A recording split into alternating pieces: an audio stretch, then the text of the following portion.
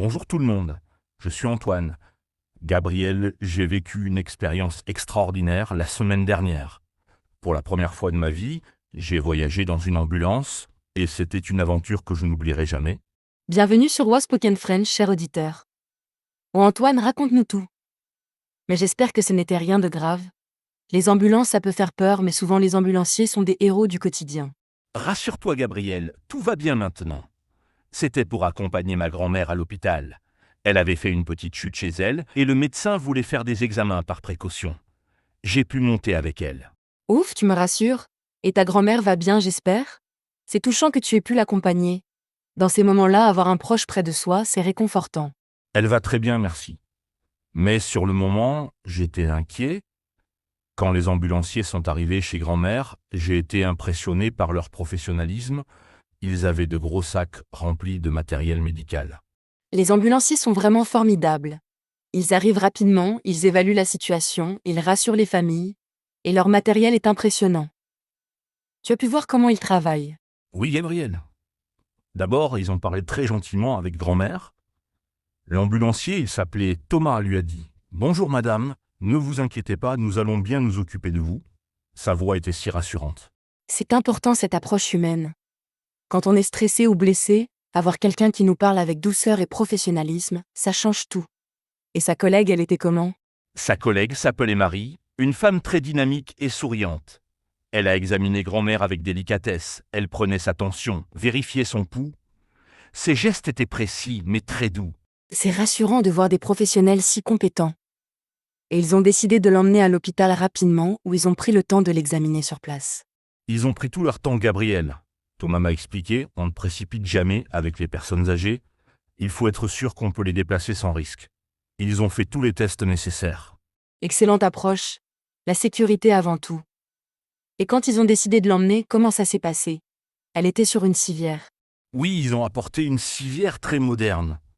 Elle avait des roues, elle se pliait, et elle s'ajustait en hauteur. Thomas m'a dit « Votre grand-mère va voyager comme une reine ». Ça nous a fait sourire. C'est bien de garder le moral dans ces situations. L'humour bienveillant, ça détend l'atmosphère. Et toi, tu as pu monter dans l'ambulance sans problème.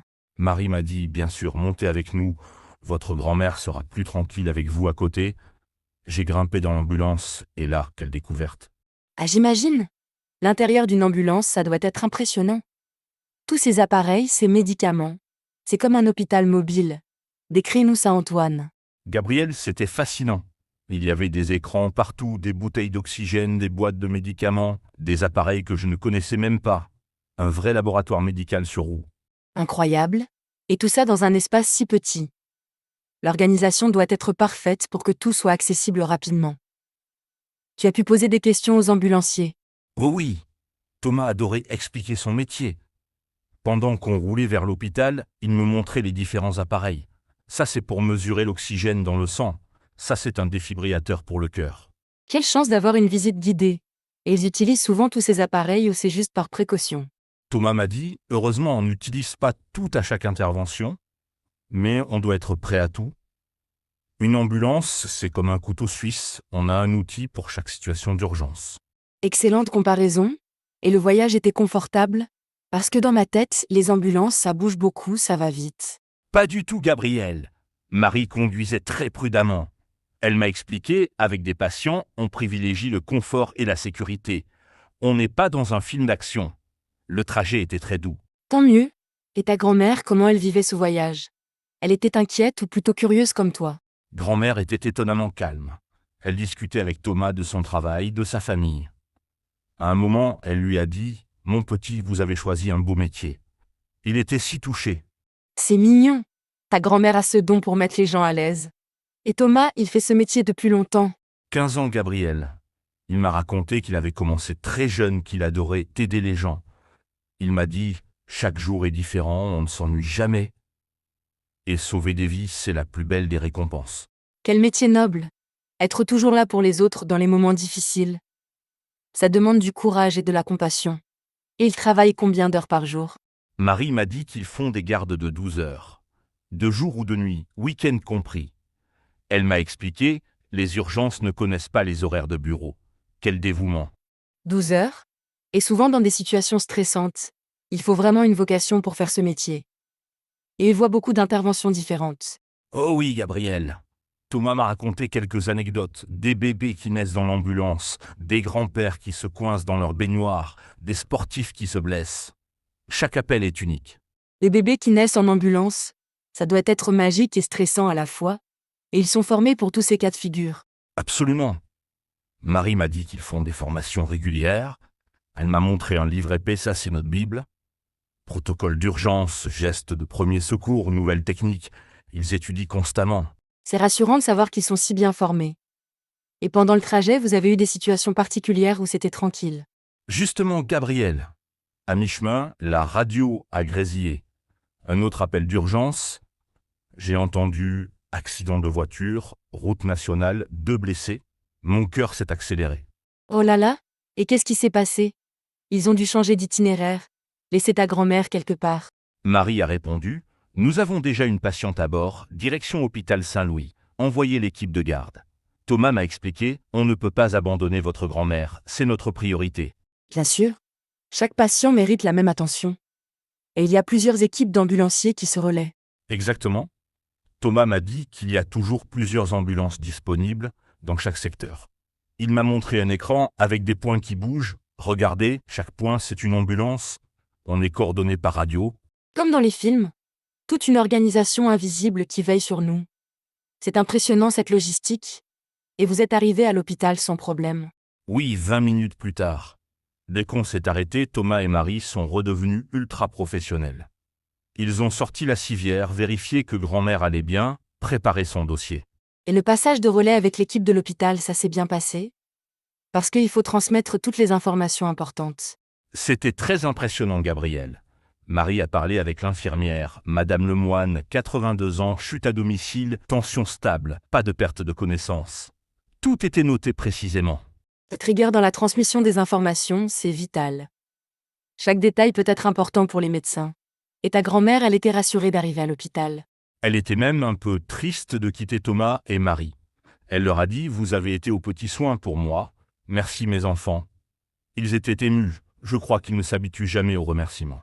C'est touchant, ces moments d'humanité dans un contexte médical. Et toi, Antoine, tu as pu remercier l'équipe. Bien sûr. J'ai serré la main de Thomas et Marie.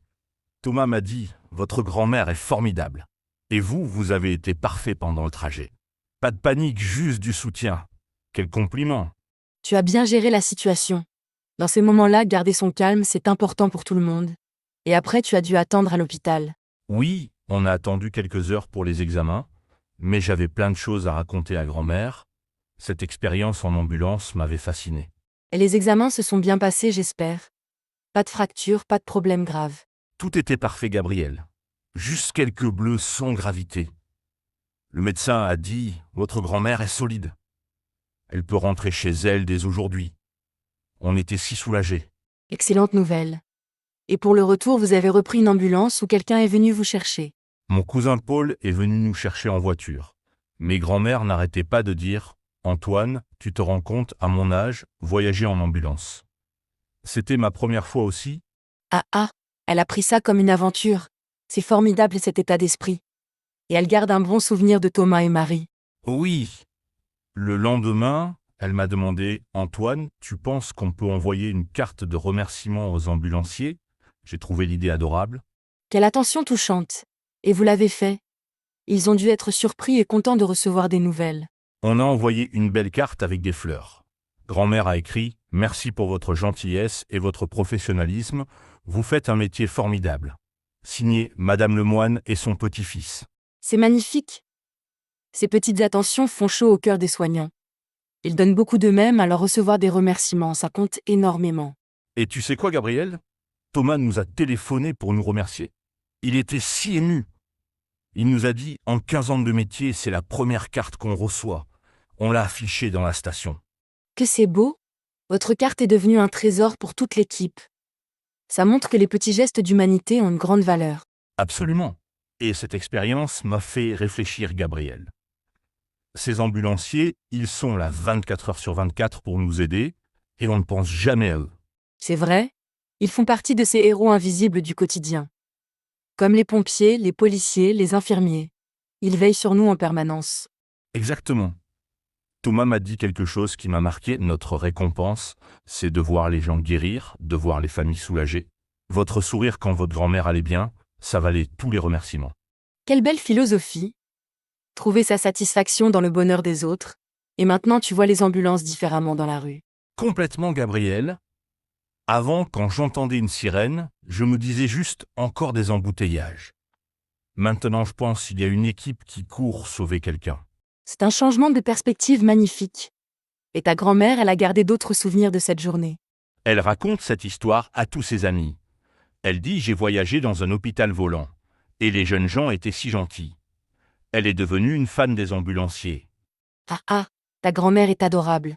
Et elle n'a plus eu de problème de santé depuis. Non, elle va très bien, mais elle fait plus attention maintenant. Elle a mis des tapis antidérapants, enlevé les objets qui traînent. Cette chute lui a servi de leçon. Tant mieux. La prévention, c'est important, surtout quand on vieillit. Et toi, tu as appris des choses sur les premiers secours grâce à cette expérience. Oh oui, Thomas m'a donné quelques conseils de base. Comment réagir face à une chute, quand appeler les secours, comment rassurer une personne blessée. C'est très utile. Excellente formation pratique. Connaître les gestes de premier secours, ça peut sauver des vies. Tu envisages de suivre une formation complète. J'y pense sérieusement, Gabriel. Marie m'a dit qu'il y a des formations pour les particuliers. Elle m'a donné une adresse. Ça pourrait servir pour ma famille, mes amis. Bonne idée.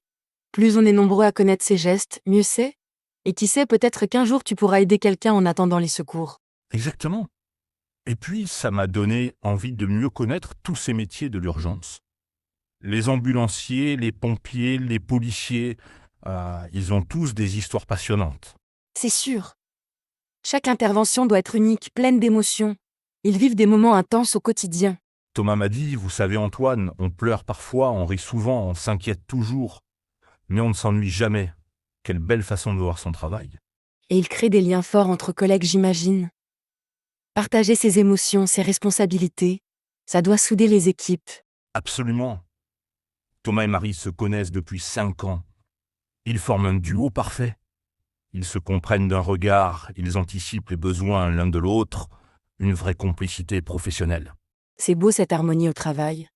Surtout dans un métier où chaque seconde compte. Ils ont des temps de repos pour décompresser. Marie m'a expliqué qu'entre 2 interventions, ils retournent à la station. Ils peuvent se reposer, manger, plaisanter avec les collègues. C'est important pour évacuer le stress. Bien sûr. Alterner moments intenses et temps de détente, c'est vital dans ce métier. Et merci Antoine pour ce témoignage touchant sur ces héros du quotidien. Merci Gabriel.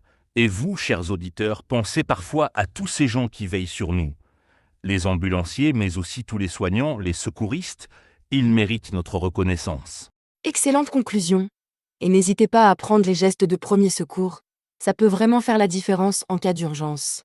Et surtout, si vous croisez des ambulanciers, des pompiers, n'hésitez pas à les saluer, à les remercier. Un sourire, un bonjour, ça leur fait toujours plaisir. Merci Antoine pour cette belle histoire. Et merci à tous nos auditeurs de Was Spoken French. Prenez soin de vous et de vos proches. Au revoir tout le monde. Et un grand merci à Thomas, Marie et tous leurs collègues qui nous protègent chaque jour. Vous êtes formidables. Au revoir chers auditeurs. Et souvenez-vous, derrière chaque sirène, il y a des héros qui courent aider quelqu'un. À très bientôt.